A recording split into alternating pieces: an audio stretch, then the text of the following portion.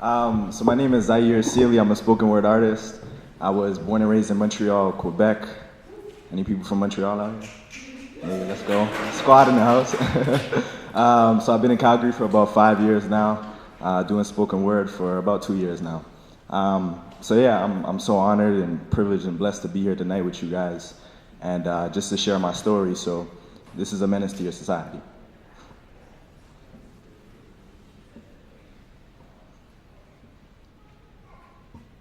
Look, now I've been living amongst the havens, creatures of habit who inhabit rock bottom, where winter arrives as early as autumn. Most days are dark and vegetation is sparse, but don't get me wrong. Here the grass is green except it only grows in patches. And from a dirt-stained mattress, he stares up at flakes of chip paint. Now please, somebody offer me a solution, because I can see the noose is beginning to tighten, and to be honest, I'm more than a little frightened. Forced to hustle on the devil's playground. He's been labeled a menace from the age of 11. Now it's been a decade since, and it's safe to say he no longer exists. On the grave shift, haggling with Moroccan merchants. Fueled by gas, we puff, puff, and pass. But it's funny how our drives seem slow. Our ambitions still to climb this slippery slope, yet we're still so powerless to resist the labyrinth because we know those who came within an inch were either pinched or lynched. Listen. You really think I want to be in this position? With a plastic wrapped couch and a parrot flying around my mother's house? I've been looking for a path out. But every corner I creep around, I meet a dead end. I'm in debt and on trial for trafficking. So young king, I hope you've enjoyed your guilt trip, but this is how we live. We bitter youth that bit off more than we could chew. Emotionally emotionless with savage attitudes. You ever wonder where you would have ended up if you had stayed here long enough? Without a God-fearing father, a lioness for a mother, this jungle-esque appearance might attract a fool on his errands. And no, my parents never said stay close to home. So I roam. And went in, I did as they did, though I was only a kid. So forgive me for being lost, but I'm not one to have a boss and I have bills to pay. You see now the problems that plague us dregs. Stillborn babies nearly discarded in the garbage. And who knows? Maybe we should have been. Damn, that's the life of a young black man. But it's the gaping wounds that allow your light to shine through. Yeah, you're stuck in between a rock and a hard place, but why take it for granted when you can take it for coal under pressure, a diamond assembles. But now as I write this, the skies are washed with dark clouds. I picture his parched lips and I can hardly stomach it. Because even my offerings of solace, I know, in a few days' time, they'll be sold. I'm sorry. Thank you, guys.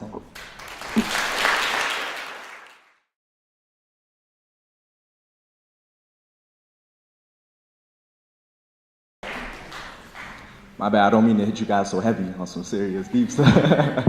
But yeah, for me that was a real experience, as difficult as it was maybe for you, some of you guys to hear that.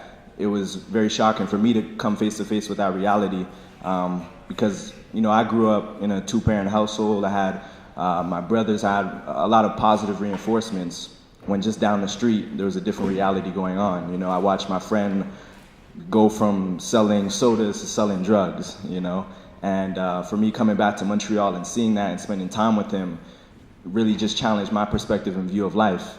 And you know, it challenged me in the way that I had to see there was a difference between convicting and condemnation. You know, and for me, convicting someone is doing it out of love, wanting them to change their ways, but condemning someone is just really, they're a lost cause, forget about it. You know, so I wanted to approach him in that way, and at the time, I felt as though I wasn't able to. So there's kind of like a second part to that story, and it's kind of based on his life, but there's some of my other friends in Montreal who are still selling drugs or in prison, and you know, just for me understanding that these words really do have power, and we just, you know, if we continually just speak positive things over people and for people, and we just constantly support them, you know, sometimes you have to go through terrible things, you know, but you can get to a better place. So this part is called Cell Block Woes.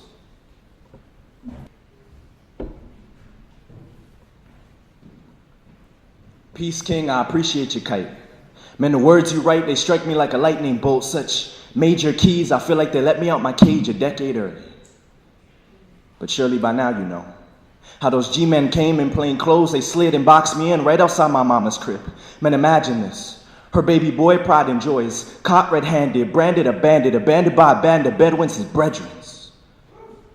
But you know how it is. If your hands aren't cuffed, it's more likely they're tied. Besides, B, I should have known something was up when I met the plug and I didn't dig his energy.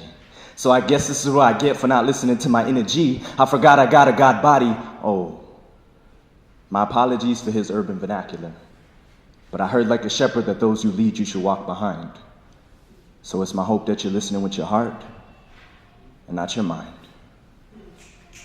Anyway, as he was saying, son, I swear I was about to knock over the chair, gasping for air when a flash of light appeared and your letter fell on the floor of my cell. I dropped to my knees and started to read. I'm not afraid anymore because this is me. Never mind, you and I, we've unified, comprised of three, my own trinity, traveling towards the unseen at God's speed, directed by an internal compass that's no longer obstructed. So can I tell you something? Brother, these words, they breathe life back into my brain, baby. Beaten at birth by the powers that be. Visions of mine being acted out on the silver screen. Scenes to be seen by soldiers like you and me. But I became lazy when I discovered it's harder to live free than it is to die in slavery.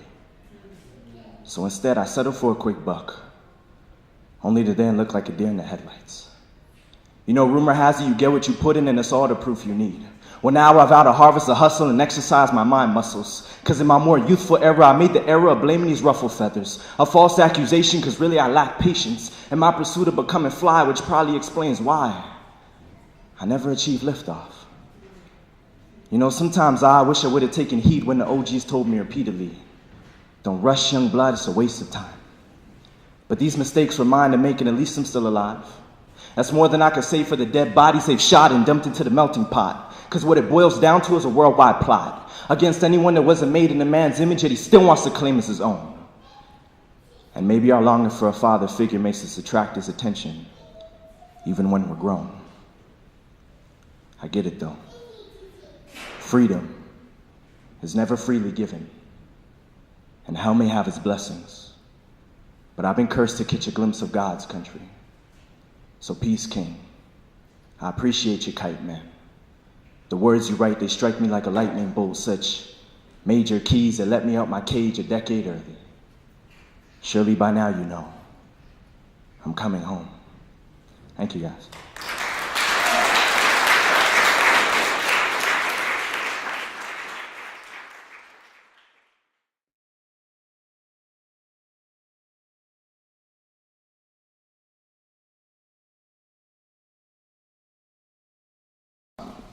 You know, just putting those two pieces together, kind of that whole experience really pushed me to be in Calgary, just to launch, to do something, you know, to want to do more, to get involved in my community here, because I realized in comparison to Montreal, Calgary's a relatively young city, young place. But I'm beginning to see a lot of the seeds, you know, that have now sprouted in Montreal. You know, our youth getting involved in gangs and looking for answers, looking for something to connect to and be a part of. I'm beginning to see those seeds being sown here.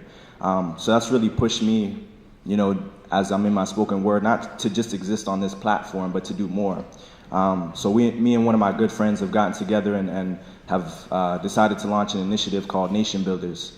And really it's just geared towards establishing programs for the youth, just to show different disciplines, you know. And I realized in Montreal, even though we had been given particular opportunities, it wasn't presented in a way that was attractive to us. It wasn't spoken in our language, you know. So that's really our aim, to introduce different disciplines and ways of thinking to reach the youth where they're at, you know. And for me, that's the biggest thing. Thank you. Yeah, so just to reach people where they're at, you know, we have to meet, if we want to bring people to a higher place, we have to meet them where they're at. So definitely keep that in mind, and you can follow us on Instagram, Nation Builders with a Z. So we'll be having a fundraiser in June. Just put you guys on notice. So I'll do this last piece called Manhood. And it's really a piece that I finished during my residency with YYC. And it really just challenged me. Yes, thank you guys for the opportunity. and the manhood poem just came out on the hinge of me seeing a lot of different men in my life struggle with, you know, being men in our contemporary society. So I kind of just wanted to, as I, go from 21 to 22 and just more into my manhood, I wanted to kind of take a look at that and explore that. So this is manhood.